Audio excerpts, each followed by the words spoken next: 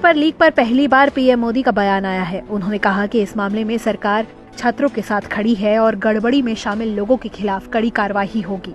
संसद के मॉनसून सत्र के दूसरे दिन की कार्यवाही शुरू होने से पहले एनडीए की मंगल मिलन मीटिंग में पीएम मोदी ने ये बात कही।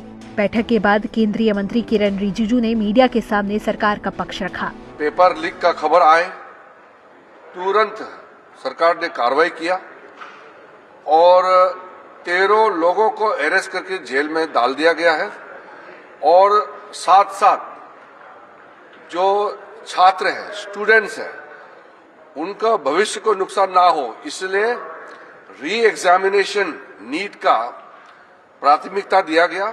किरण रिजिजू का ये बयान इस मुद्दे पर कॉकरोच जनता पार्टी के विरोध प्रदर्शन के बाद आया है।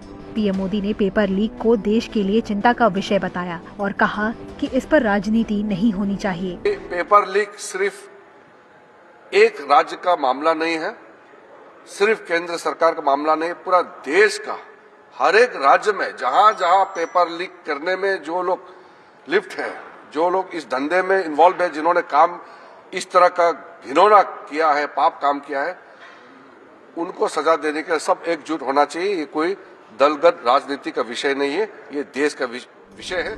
संसद के मॉनसून सत्र के पहले दिन दोनों सदनों में भारी बवाल हुआ, जिसके चलते सदन की कार्यवाही बार बार स्थगित करनी पड़ी। वहीं दूसरे दिन भी हंगामे की वजह से दोनों सदनों की कार्यवाही बार बार स्थगित करी गई है। संसद के बाहर लोकसभा में नेता प्रतिपक्ष राहुल गांधी ने सरकार पर फिर हमला बोला। नाउ ये जो युवा हैं, ये एजुकेशन सिस्टम के बारे में, टेस्टिंग सिस्टम के बारे में प्रोटेस्ट कर रहे हैं। पूरा देश जानता है कि education system, testing system is broken. Why is the prime minister silent? What is the reason? He should apologize to the students and he should stop this nonsense. उधर फ्री ट्रेड एग्रीमेंट को लेकर किसानों की चिंता पर रिजिजू ने कहा कि प्रधानमंत्री ने सदस्यों को भरोसा दिलाया है कि किसानों का हित प्राथमिकता रहेगा और उन्हें कोई नुकसान नहीं होगा।